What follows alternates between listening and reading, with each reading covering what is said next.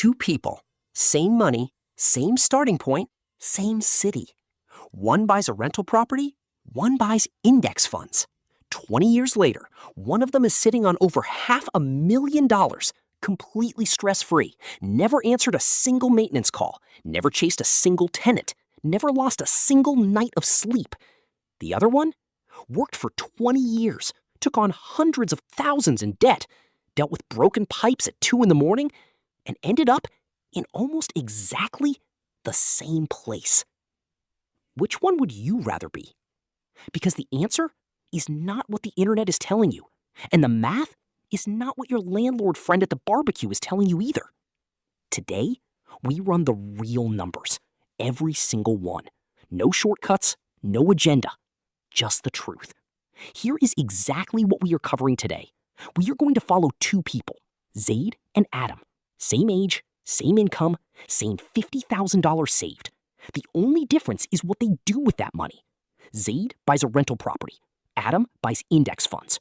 We are going to track every single dollar, every cost, every return, every hidden expense across 5 years, 10 years, and 20 years. By the end of this video, you will know the real cash-on-cash return of rental property after every actual cost, not the number people brag about at dinner parties. The exact compound growth math of index funds over 20 years. The one factor that most real estate videos completely ignore, and it changes everything. Which strategy actually wins, and under what specific conditions, and exactly which one you should choose based on your real-life situation right now. No agenda, no bias, just the full math. Stay with me, because the numbers at year 20 will completely change how you think about this.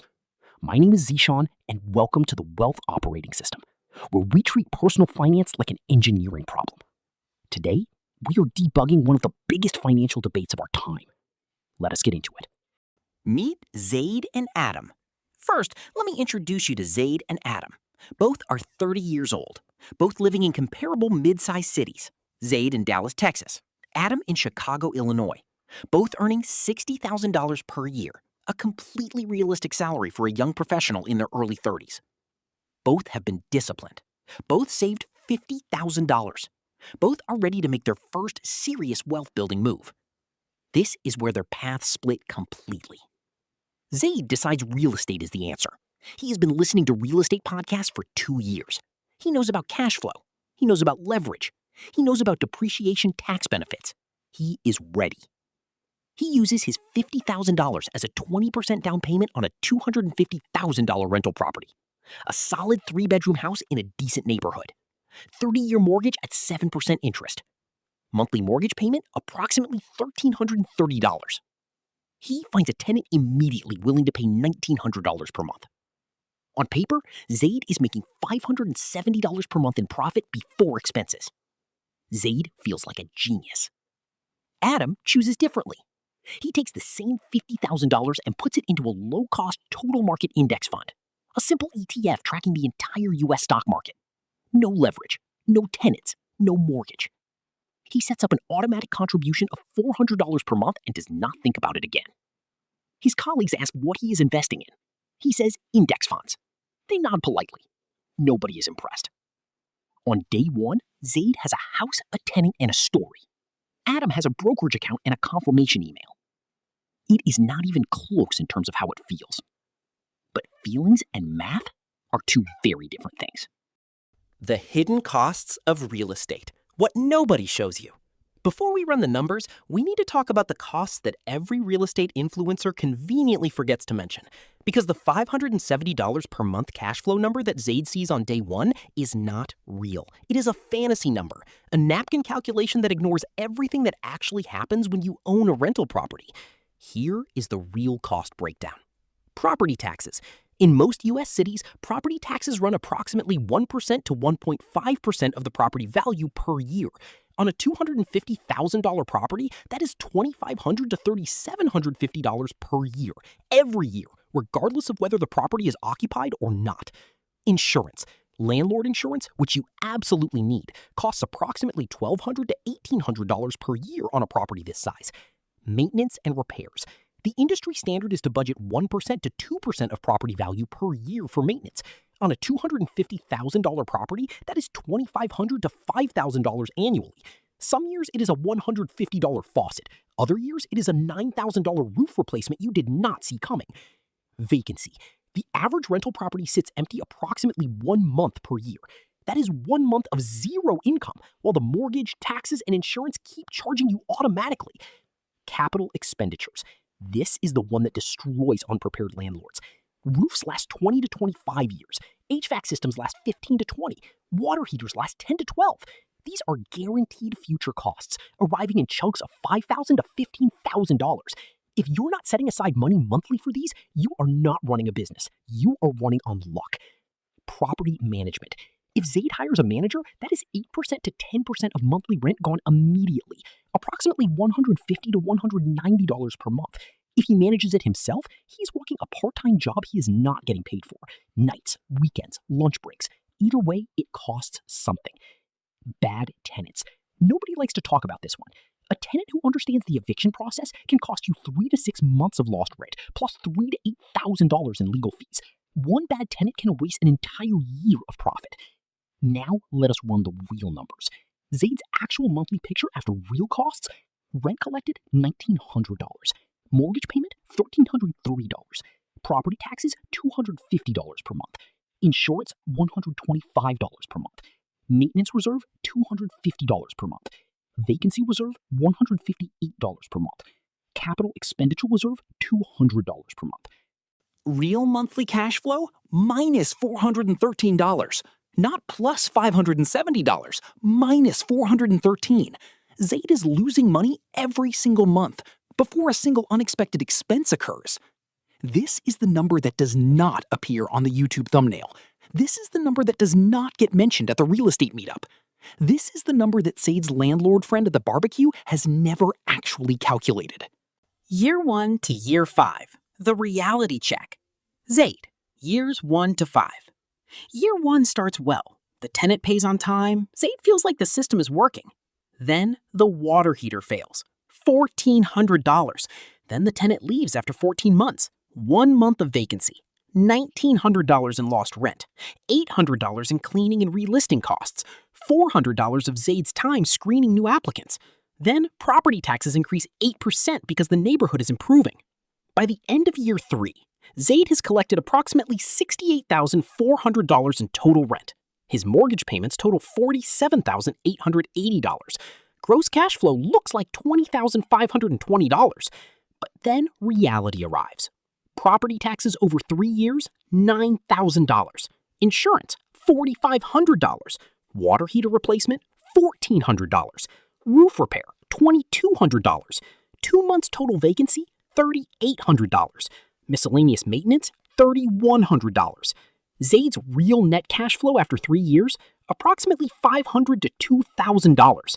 Not $20,000, not $15,000. Between $500 and $2,000 over 3 full years of being a landlord. But, and this is important, Zaid does have something Adam does not. The property has appreciated from $250,000 to approximately $272,000 at 3% annual appreciation. His equity, the difference between what the house is worth and what he owes, has grown to roughly $58,000 to $65,000. That is real wealth creation, and it came from leverage, using the bank's $200,000 to control a $272,000 asset. That leverage advantage is real, and it is the strongest argument for real estate.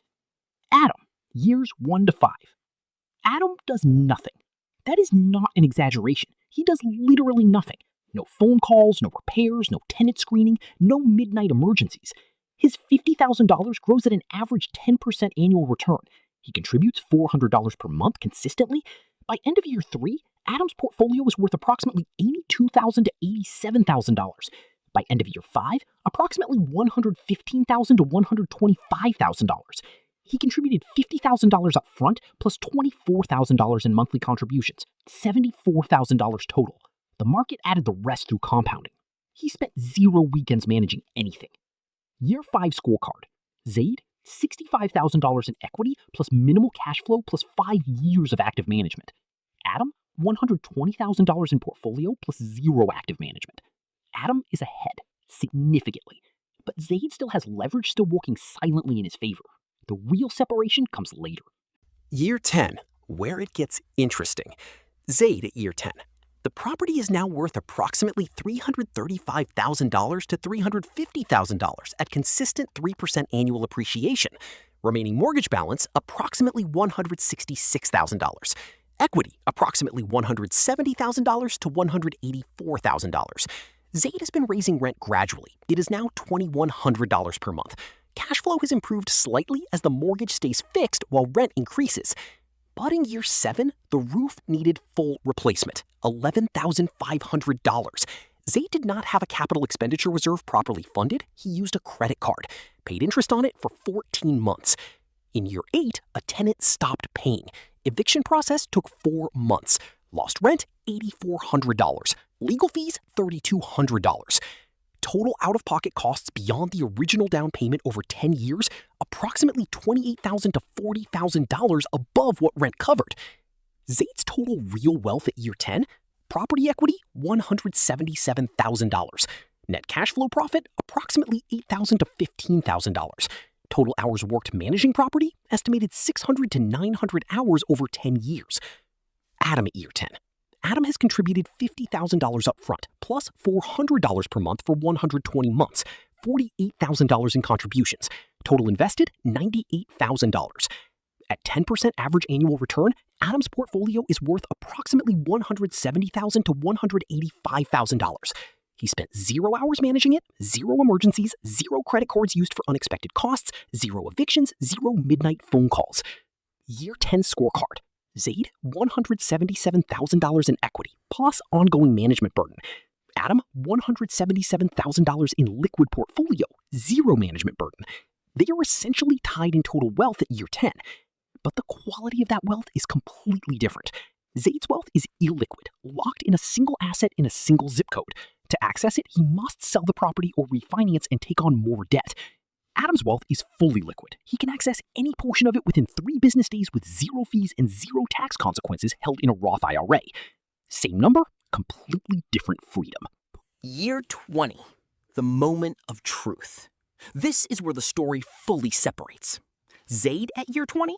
The property is now worth approximately $450,000 to $500,000. The mortgage is either fully paid off or nearly there. Equity, approximately $420,000 to $500,000, depending on appreciation and any refinancing. Over 20 years, rent has climbed to $2,600 per month. The cash flow picture has genuinely improved as the mortgage payoff approaches. But over 20 years, Zaid also experienced 2 major tenant evictions, 1 full kitchen renovation at $18,000, HVAC replacement at $8,500, roof replacement at $11,500, numerous smaller repairs totaling $22,000 to $35,000, approximately $1,400 to $2,000 total hours of active management. Total net cash flow profit over 20 years, approximately $45,000 to $85,000 above all real costs. Zaid's total real wealth at year 20, property equity $460,000. Net cash flow, $65,000. Total, approximately $525,000. But Zaid worked for this, actively, for 20 years. Adam at year 20? Adam contributed $50,000 up front, plus $400 per month for 240 months, $96,000 in contributions. Total invested, $146,000. At 10% average annual return, Adam's portfolio is worth approximately $430,000 to $475,000. He did nothing, literally nothing, for 20 years. Adam's total real wealth at year 20, approximately $452,000. Slightly behind Zaid. But here is what changes everything. If Adam increased his monthly contribution from $400 to just $600 per month, which is entirely possible since he has 0 property maintenance costs, his 20-year portfolio jumps to approximately $590,000 to $640,000. He beat Zaid by over $100,000 with 0 active management, 0 debt, 0 stress, and full liquidity every single day of those 20 years. Year 20 final scorecard. Zaid, real estate, total wealth, $525,000. Hours worked, 1,800 plus. Debt taken, 200,000. Liquidity, low. Stress level, high. Adam, index funds at $600 a month. Total wealth, 610,000. Hours worked, 0. Debt taken, 0. Liquidity, full. Stress level, 0. The real verdict. Which one wins? Here is the truth that no one on either side of this debate wants to say clearly. Neither one wins universally. Both win conditionally. Real estate wins when you are in a market where rent is at least 0.8% to 1% of purchase price per month. You treat it as a real business, not a side hustle. You have fully funded capital expenditure reserves before you buy. You use house hacking, living in one unit and renting others, dramatically improving your numbers. You understand 1031 exchanges and use them to defer capital gains taxes as you scale. You have the time, the temperament, and the systems to manage it properly. Index funds win when you want maximum simplicity and zero active management. You want full liquidity at all times. You cannot afford the time cost of property management. You want to scale your contributions easily without taking on new debt. You are earlier in your career and compound interest has maximum time to work. You want to sleep well every single night for 20 years. The trap is not real estate. The trap is not index funds. The trap is choosing either one based on a YouTube thumbnail, a podcast clip, or what your uncle said at Thanksgiving, without ever running the full numbers for your specific situation. Both strategies built real wealth for Zaid and Adam. The difference was not the vehicle. The difference was the cost, in dollars, in time, in stress, and in risk, that each of them paid to get there. So here is where we land. Zaid and Adam both won, but they paid completely different prices to get to roughly the same destination. Zaid paid with time, stress, debt, and active management, and was rewarded with leverage-powered equity growth. Adam paid with patience, consistency, and the willingness to watch a number on a screen for 20 years, and was rewarded with full liquidity, zero debt, and complete freedom. The question is never which one is better. The question is which one fits your life, your time, your temperament, and your situation right now. And the answer to that question can only come from running the full numbers. Not the napkin numbers, not the barbecue numbers, the real numbers. Every cost, every hour, every risk. That is what we do here at the Wealth Operating System. Now, I want to ask you, are you a Zaid or an Adam? Which strategy fits your real life right now? Drop it in the comments, because your answer tells me exactly what to build next for you. And if this video gave you even one number that changed how you think about building wealth, please subscribe, because every single week we are dropping new system upgrades built specifically for young professionals in the USA, UK, and Europe who are serious about making the right financial decisions. My name is Zishan. This has been the Wealth Operating System. I will see you in the next upgrade.